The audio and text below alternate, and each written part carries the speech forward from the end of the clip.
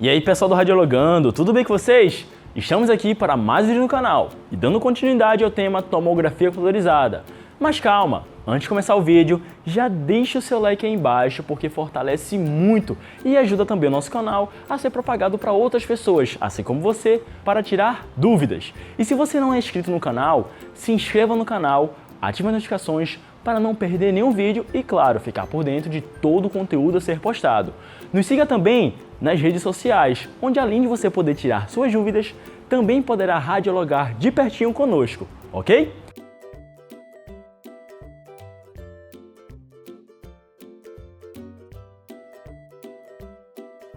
Bom pessoal, a formação da imagem na técnica de tomografia computadorizada é totalmente diferente em relação ao raio-x convencional. Por quê?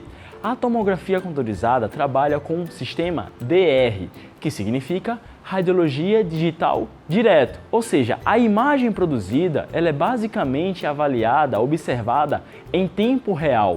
Por quê? A interação da radiação com os detectores é em tempo real, do momento que tem a exposição à formação da imagem, e essa imagem automaticamente é observada, é demonstrada no monitor. E como é que é formada essa imagem? Quais são as características para a formação dessa imagem? Pois bem, na área de tomografia, trabalhamos com pixel e voxel. Vamos definir o que é pixel e o que é voxel e como ele vai servir em relação à formação da imagem. O pixel, por sua vez, é a menor unidade quadrática de uma matriz.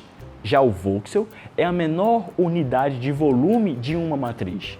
O pixel, por sua vez, vai determinar duas dimensões, ou seja, largura e altura. E este pixel, por sua vez, é necessário existir para que exista também o voxel, que é a unidade de volume. Então, basicamente, quando a gente vai realizar algum exame na radiologia digital, a imagem a ser produzida depende tanto do pixel como do voxel. E pixel e voxel vão formar uma matriz. As matrizes, por sua vez, podem ser 64 por 64, 256 por 256, 512 por 512, 1024 por 1024. Basicamente, uma matriz é composta por linhas e colunas. E em cada linha com cada coluna vai ter a presença de um pixel. Por exemplo, numa matriz de 64 por 64, temos aproximadamente 4.096 pixels distribuídos nessas linhas e nessas colunas. Bom pessoal, existe uma correlação entre pixel e matriz. Por quê? Quanto maior for o pixel, menor vai ser a matriz.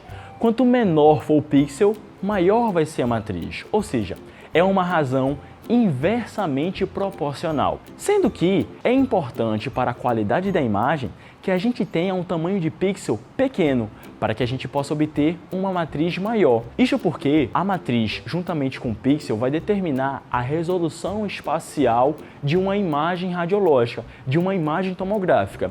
E qual é a definição de resolução espacial?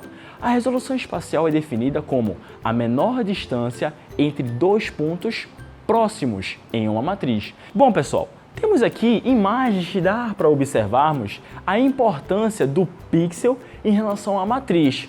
Esses quadradinhos que vocês não conseguem enxergar é a unidade quadrática, é o pixel. Quanto maior for o pixel, menor é a matriz. Nessa outra imagem, temos uma resolução melhor. Isso porque esse pixel é bem pequenininho, aumentando assim a matriz.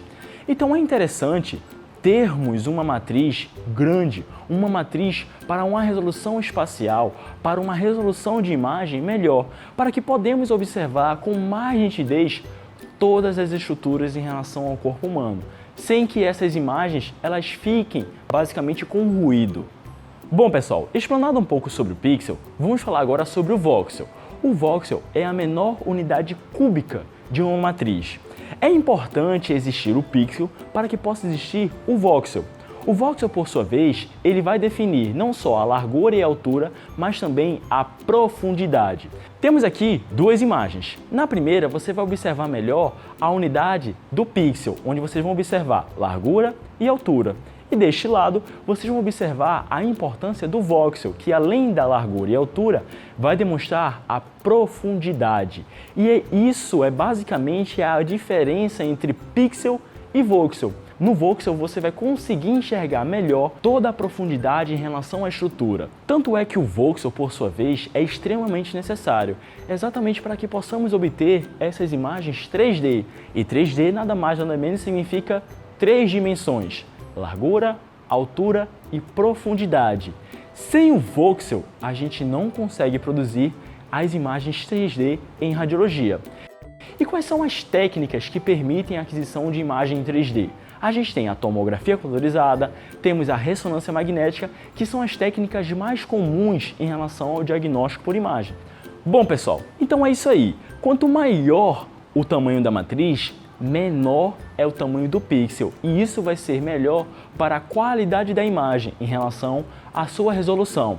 Então lembre-se, pixel é a unidade quadrática, ou seja, 2D, largura e altura, e voxel é a unidade cúbica, ou seja, 3D, largura, altura e dimensão. Bom, pessoal, este foi mais um vídeo do Radiologando, e claro, eu espero que vocês tenham gostado.